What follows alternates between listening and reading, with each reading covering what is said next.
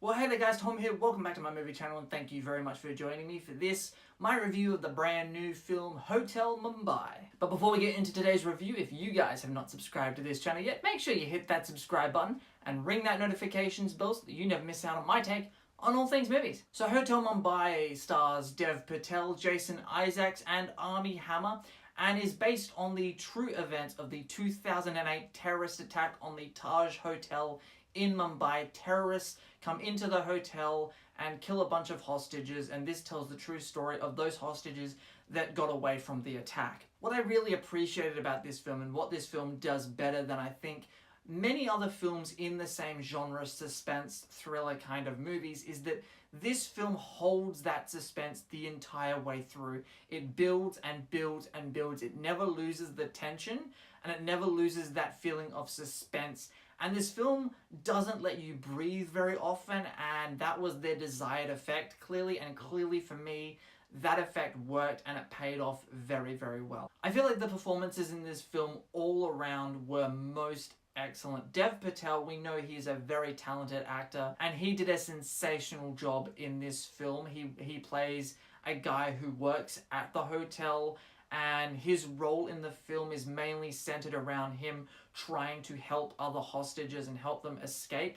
And you really feel the desperation in his performance as well. He did a really good job of selling that to the audience, and as did Armie Hammer as well. Armie Hammer has a less of a role than, say, Dev Patel does, but he's also quite good in this film. Armie Hammer is an actor who I wasn't a big fan of when I first noticed him around Hollywood in movies, but he's an actor that's grown on me, and he's certainly grown into his craft as well. And now it's at a point with Armie Hammer where I really look forward to seeing him in movies. Now, Jason Isaacs is also in this film, of course. I know Jason Isaacs as Lucius Malfoy from the Harry Potter series, but in this film, when he first shows up, you really don't know sort of much about his character, and I wasn't quite sure where his character was going to go throughout the film. And don't get me wrong, this film isn't really heavy on the character development.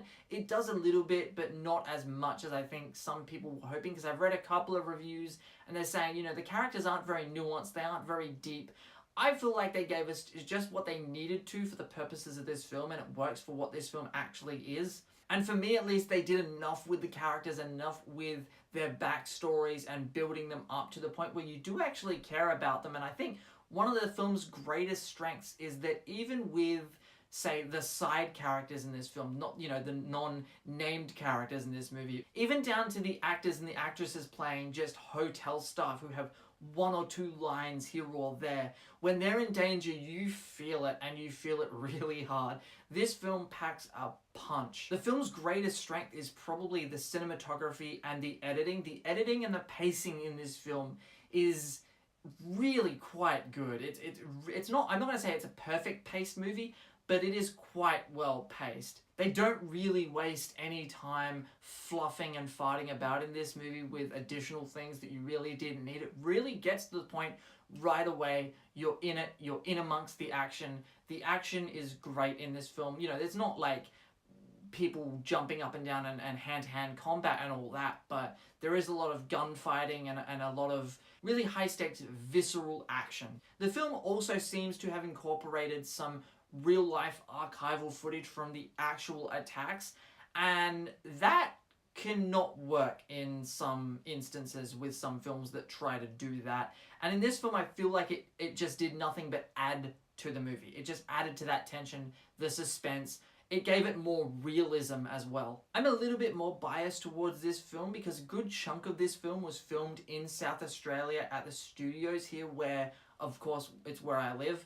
And, you know, it was financed through Screen Australia, and Screen Australia had a big role in getting this movie made. Overall, I feel like Hotel Mumbai did its job. It's a film that I wasn't expecting much out of, but I ended up walking out very satisfied. This is a film that is quite good. It's one of my favorites of the year so far, and I recommend going to check it out if it's playing near you. Go and find this movie and just check it out for yourself and see what you think.